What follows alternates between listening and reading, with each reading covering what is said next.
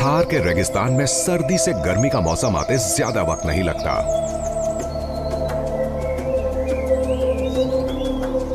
मार्च के महीने में दिन का तापमान लगभग 40 डिग्री सेंटीग्रेड तक पहुंच जाता है।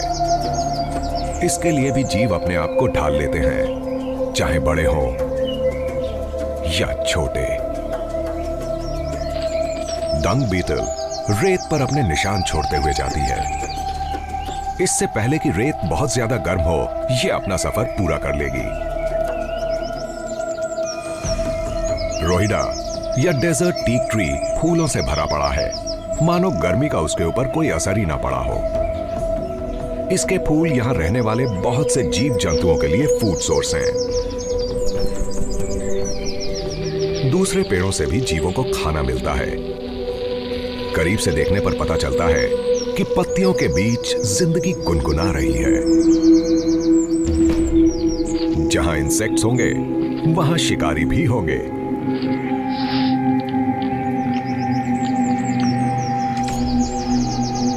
लेकिन शिकारी भी शिकार बन सकता है। एक ग्लॉसी बेलीड रेसर रेगिस्तान का सर्वे करता है। यह दूसरे सांपों के मुकाबले बहुत छोटा और कम जहरीला होता है और बहुत सतर्क रहता है। यह अपनी फोक टंग के जरिए हवा में होने वाली हलचल से किसी भी मूवमेंट का पता लगा लेता है। एक इंडियन हेजहॉग। हेजहॉग भले ही छोटा और आधे किलो वजन वाला जानवर हो, लेकिन यह इतना फुर्तीला होता है कि आसानी से ग्लॉसी बेलीड रेसर को मारकर खा सकता है।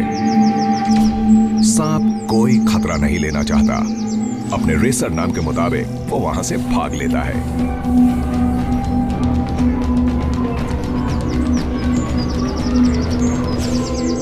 लेकिन इस इलाके में पाए जाने वाले दूसरे सांप की कहानी कुछ और ही है, जो थार के सबसे खतरनाक जानवरों में से एक है, सॉ स्केल वाइपर।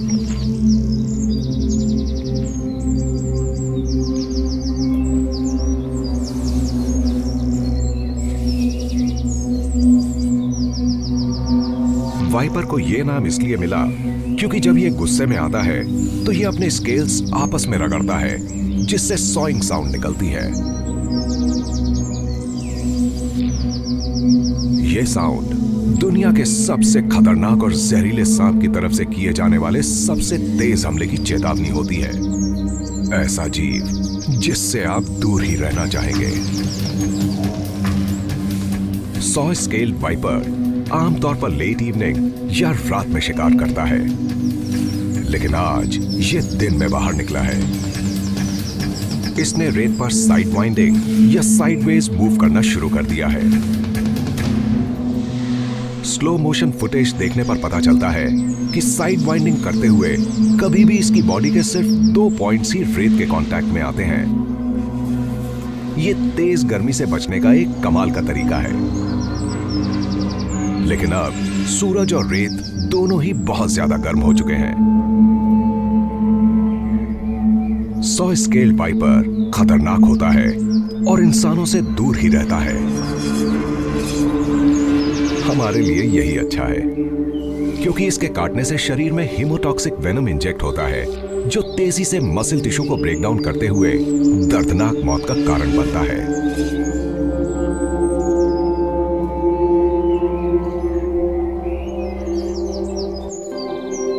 आमतौर पर डेजर्ट उन इलाकों को कहा जाता है जहां साल भर में 10 इंच से भी कम बारिश होती है, जहां इवेपोरेशन रेट बहुत हाई होता है। इतने कम वेजिटेशन वाले इलाके में जो भी थोड़ा बहुत पानी जमा होता है वो तेजी से सूख भी जाता है। लेकिन थार में हमेशा से ऐसा नहीं था। लगभग 10,000 साल पहले हिमालय से निकलने वाली बड़ी बड़ी नदियां यहां से होकर गुजरती थीं। हिंदू शास्त्रों में बताया गया है कि सरस्वती नदी थार रेगिस्तान से होकर गुजरती थी। सरस्वती, इंडस और दूसरी नदियों के किनारे ही इंडस वैली सिविलाइजेशन के बड़े बड़े शहर बसे। लेकिन जैसे जैसे कॉन्टिनेंटल प्लेट धीरे धीरे ऊपर बढ़ती रही, ये नदियां या तो अपनी दिशा बदलती गईं या पूरी तरह से गायब हो गईं। और धीरे धीरे इंडस वैली सिविलाइजेशन के शहर भी वीरान होते गए।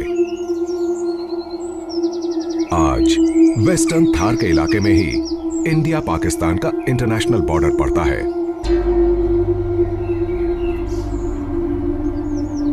घुसपैठियों से बचने के लिए इंडिया ने बॉर्डर पर फेंसिंग की हुई है।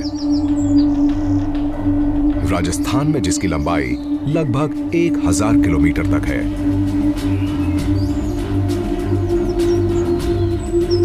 इसकी सुरक्षा उन महिलाओं और पुरुषों के हाथ में है जो बॉर्डर को गार्ड करने वाली दुनिया की सबसे बड़ी फोर्स में काम करते हैं, बॉर्डर सिक्योरिटी फोर्स, जो इंडिया की फर्स्ट लाइन ऑफ डिफेंस है। बीएसएफ के जवान बहुत ही मुश्किल कंडीशंस में काम करते हैं। कुछ ही मिनटों के अंदर ऊंट 200 लीटर से भी ज्यादा पानी पी सकता है।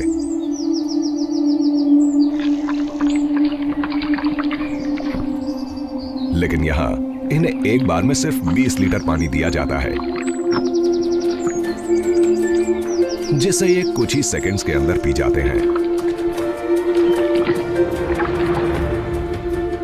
इसके बाद ये घंटों बगैर पानी के चलते रहते हैं।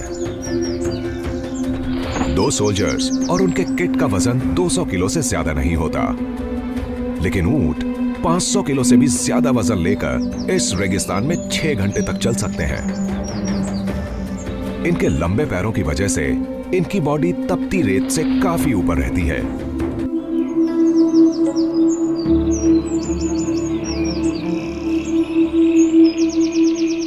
बॉर्डर की सुरक्षा दिन रात का काम है। नाइट पेट्रोल्स में फेंस और उसके आसपास के इलाकों पर नजर रखी जाती है। इन सोल्जर्स के पास ऐसे डिवाइसेस हैं जिनसे ये रात के अंधेरे में भी देख सकते हैं। लेकिन आज रात कोई घुसपैठिया नहीं दिख रहा। मई आते आते थार रेगिस्तान तपने लगता है।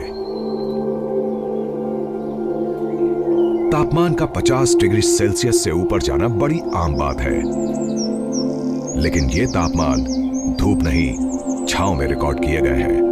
सूरज के नीचे खुले इलाके में बात कुछ और ही होती है। रेगिस्तान की सतह से जैसे आग निकलती है। अब अंडरग्राउंड रहने वाला एक दूसरा जानवर बाहर आता है। Spiny tail lizard. ये डायनासोर्स के टाइम से एग्जिस्ट करते हैं।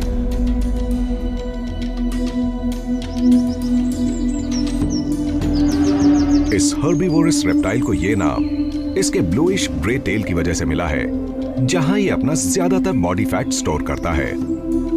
लेकिन इस टेल की वजह से ही ये खत्म होते जा रहे हैं। इनका बेरहमी से शिकार किया जाता है। यहां रहने वालों को लगता है कि इसकी टेल से निकले हुए ऑयल में एफ्रोडिसियाकल प्रॉपर्टीज होती हैं।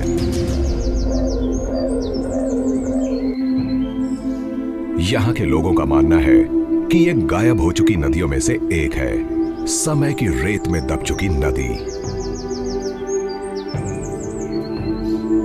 कुछ ही दूर ईस्ट की तरफ जाने पर वो इलाका पड़ता है जो थोड़ा कम बंजर है, लेकिन वहां की जिंदगी भी बहुत ज्यादा मुश्किल है।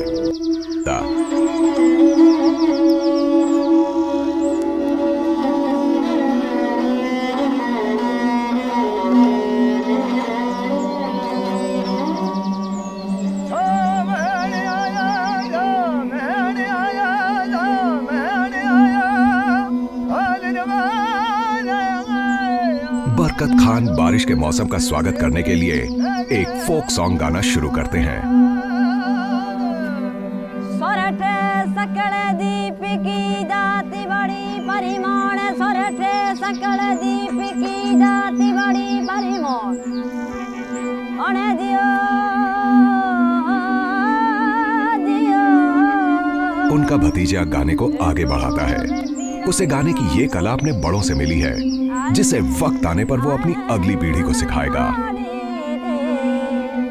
रतन कुमार रे दिए आ आ आ हमें पानी रतन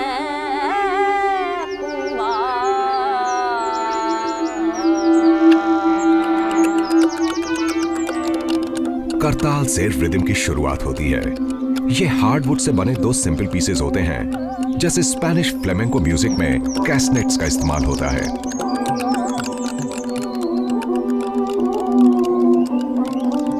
इसका साथ देता है खमाइचा नाम का इंस्ट्रूमेंट, जो यहां पर्शिया और टर्की से पहुंचा है।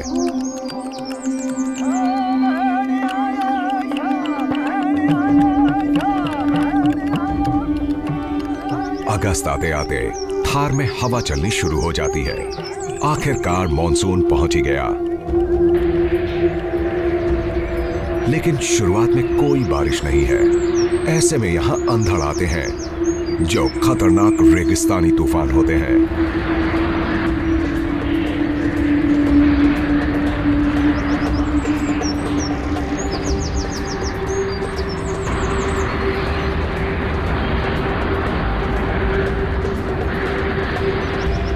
कई दिनों तक आने वाले रेतीले तूफानों के बाद नेचर का मिजाज ठंडा होता है।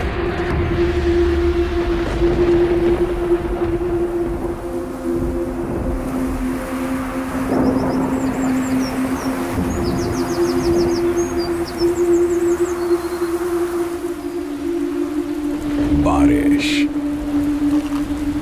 जो कुछ ही दिन होती है, लेकिन इतनी काफी है। प्यासा रेगिस्तान इसे पीता है और फिर से तरोताजा हो जाता है।